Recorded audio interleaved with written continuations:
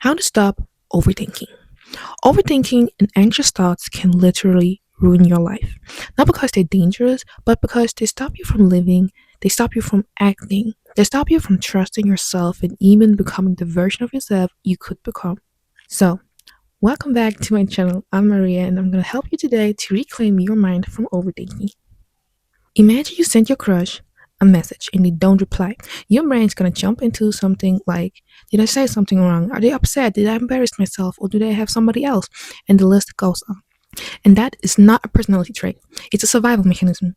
Everybody has. It's your brain trying to protect you from danger, rejection, embarrassment, loss, even when none of them actually happening. It shows up as mental loops, catastrophizing, self criticism, trying to control everything and replace the past to predict the future. Overthinking is your brain saying, let me prepare for everything possible outcome so you don't get hurt again. But instead of creating safety, it creates the opposite, like stress, insecurity, inner chaos, or even emotional exhaustion, or even decision paralysis.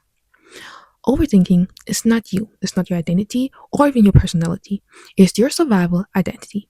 The version of you that learned to stay alert because life once felt unsafe. But you're not living in those moments anymore. You're allowed to grow beyond them. You're allowed to create a new identity and even act, decide, trust, and move on it. Overthinking is a habit. Identity is a choice. You get to choose who you become next. But why is overthinking blocking your life? Overthinking doesn't just make you think more, it makes you live less. When you overthink, you start to don't make decisions, don't take action, don't trust yourself, and even lose energy, sabotage opportunities, and stay stuck in old patterns. Overthinking is self sabotage in slow motion. It's a quiet way you hold yourself back without even realizing it. In the moment you reply a decision instead of making one, in the moment you imagine every outcome instead of creating one, is the moment you doubt your ability instead of testing it. For example, think about a chance you had, a message you wanted to send, an idea you wanted to start, a step you wanted to take. You didn't say no. You didn't fail. You just overthought it. And the opportunity passed away, not because you weren't capable, but because you were stuck in your head. Overthinking is not projection, it's a paralyzed. It's fear disguised as logic, hesitation pretending to be cautious. And the longer you stay in your head, the more life moves without you. Because the truth is simple overthinking ends when movement begins. Not when you feel ready, not when you feel safe, not when you feel confident, and not when you have every answer. And at the moment you decide, I'm done blocking myself and I'm done living in my head. So, you need the identity shift behind stopping overthinking. You stop overthinking by becoming someone who acts. Overthinking is the thinking problem, it's an identity problem. The end when you shift into the identity of someone who makes decisions, trusts themselves, sees mistakes as growth, and doesn't chase perfections or need control. You're stuck deciding whether to send a message, start a project, or take a risk. The overthinker would wait until I feel ready, but the identity shifter of you says, I act, I move, I try. And the moment you act, the overthinking dissolves. Because action replaces the fear with feedback.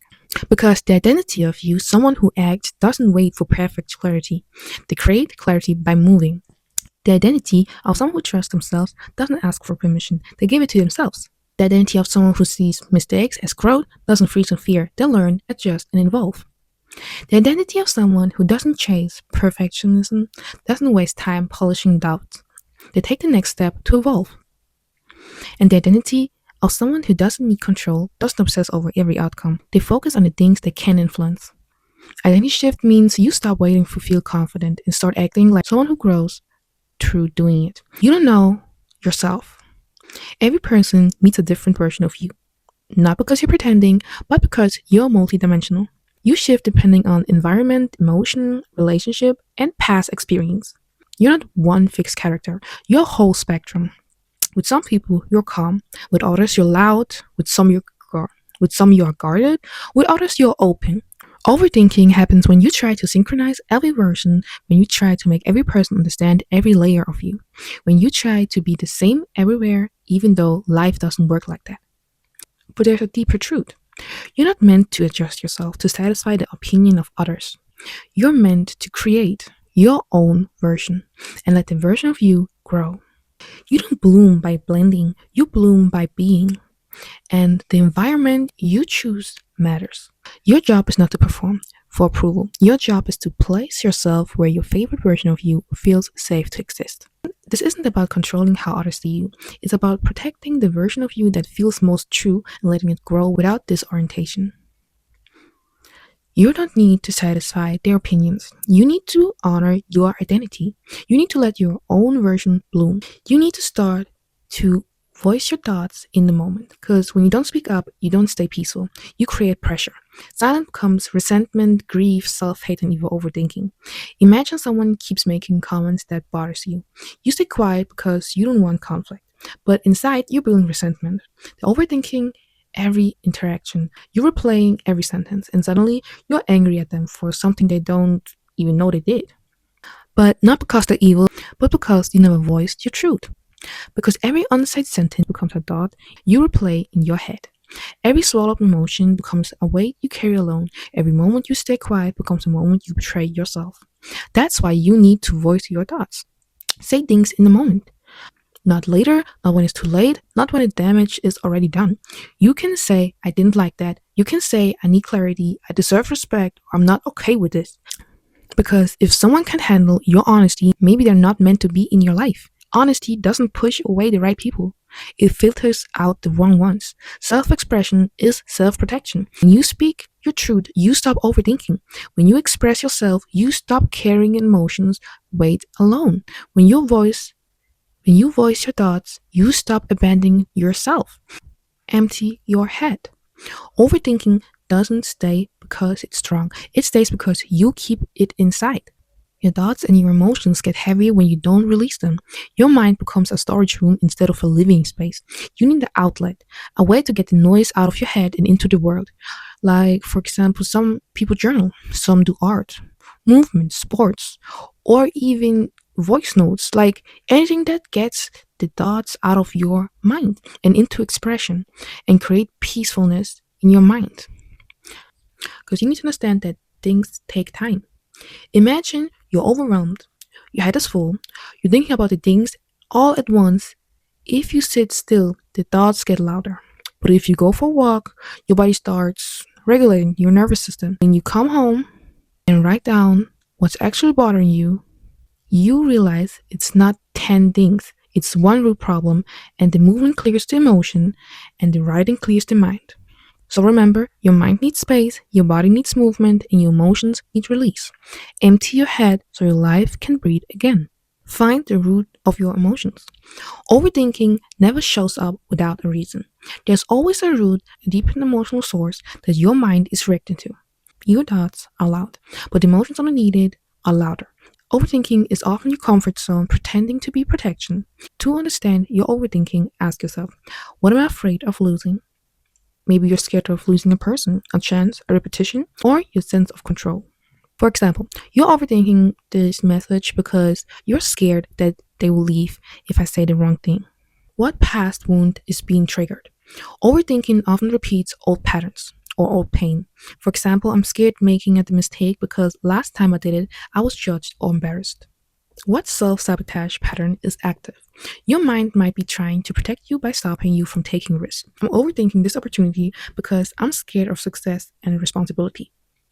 Here's the truth, when you identify the emotions underneath the thought, it loses its power. There are two types of overthinkers, those who live in the past and those who live in the future.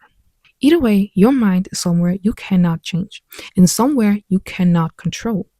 Most of the times, you're overthinking because you're scared. Scared that you did something wrong in the past, scared that you fail again in the future, or scared that your plans won't work out, or even scared that you repeat the same mistakes. But there's the truth. You're so focused on the past and the future that you forget that the only place where your life actually exists is the present. You cannot change the past. You're not the person you were back then. You've learned, you have grown, you have changed, and even if it's just 1%, you're not the same person anymore. And you can't predict the future. It hasn't been built yet. Yes, you have dreams, but why are you obsessing over the path to the future instead of building it right now? Your future depends on what you do in this moment. And when you do nothing, when you stay stuck in the fear, that's exactly why you're scared. Your present action is the same reason why you're scared. You're not in the past and you're not in the future. You are in the present, and the present is the only place where you have power. Look at facts instead of feelings. Feelings are not facts. And most of the time, overthinking is just an emotion pretending to be the truth. Fear wearing a mask. Your feelings are real, but they are not reliable evidence. They are signals, not instructions. They are experiences, not commands. And this is where detachment comes in. Detachment means you don't attach your peace to external things. You respond consciously instead of reacting impulsively. You feel everything, but nothing gets to control you. Because feelings are meant to be felt, not obeyed. A feeling can say, I'm scared, but that doesn't mean that you're in danger. A feeling can say, I'm insecure, but that doesn't mean that I'm not capable. A feeling can say, I'm overwhelmed, but that doesn't mean that I can't handle this. Detachment does not mean being cold. It's meant to be clear. It's the ability to sit with your emotions without letting them drive your decisions. It's saying, I can feel this, but I don't have to act on it. And the fastest way to get clarity is to ask yourself, what am I thinking? What am I feeling? And what is actually the truth? When you separate feelings from facts, your mind becomes more peaceful, your choices become clean, and your life becomes more lighter. Amor fati, one of my most favorite scripts. Amor fati is Latin and it translates into love your faith, and it means acceptance of faith. You stop fighting what you cannot change or control. Radical openness. You don't just accept what happens, you learn to embrace it. Inner freedom. When you stop resisting life, you stop suffering twice. So, Amafachi doesn't mean you think everything is good. It means you trust that everything that happened is a part of your evolution. You trust that every experience, even the painful ones, become raw material for your growth to be the highest version of yourself. It's the mindset of this is happening for me, not to me. And Amor Fati is so beautiful because it means choosing to believe that your path is not random. It's aligned, guided, and meaningful. So, you're not their opinion. When someone tries putting you down, they're not describing you. They're exposing themselves and their limiting beliefs. They're trying to plant a belief in your mind, but don't let them. You're not their fear, you're not their limitation, and not their projection. Trust yourself, believe in yourself, and do it yourself. And let's be honest, because people talk shit about everybody and everything. They talk about babies, homeless people, and even strangers who they never even met. So of course they talk about you. But that's the truth. It only matters if you let it matter. If someone doesn't know you, doesn't walk with you, or live your life, why should their opinion touch you? People judge you because they have nothing else going on. No goals, no discipline, no purpose. So their purpose becomes talking shit about you and others. Their life is empty, so their mouth is full. Of course, if you want to end up like them, care. Care about their comments, care about them, care about the shitty shit they talk about every day about everyone and everybody. Let them distract you, let them pull you down from your goals and your path you should. But if you want to build your life, your identity, your future, your focus on yourself. And even when somebody knows you. And do they really? Do they talk to you daily or even understand your heart or your growth or your pain? No, most people don't. They create a version of you in their mind based on the moment, on rumor or insecurity, and even on their own self-image. Because why would you put somebody else down for nothing? Because you're miserable with your own life yourself and you project it onto others then just to feel better about you. But think about it. People who already have the things you want would never make you down if you try. People who are a bodybuilder in the gym, they would never make fun of you. Because they've been there before, they're gonna help you even. And then there are some shitty people who were never even in the gym, doesn't even know what stuff is, and they make fun of you because you want to start going into the gym. Even somebody who's multi-million business, they would never make fun of you when you try to do a business. Okay? They would make never fun because it's only the people who never done it when they were never succeeding in anything they did. Because no miserable people are making fun of you and try to distract you and be mean. Some will see you as kind, some will see you as arrogant, as cold, or even as too much or even not enough. But none of that is you. It's just their imagination and their projection. People judge you on hobbies, looks, background, skin, job, confidence because they don't have the courage to build their own life. So don't let it touch you. Don't let it shape you. Don't let it define you. Be loving, but don't naive. Be kind, but don't be fooled. Let them talk. It's not your problem. It's their opinion. Their opinion, be smart. Let their opinion just be noise. And go on with your life. Build yourself. Build your life. Be happy. And leave them behind.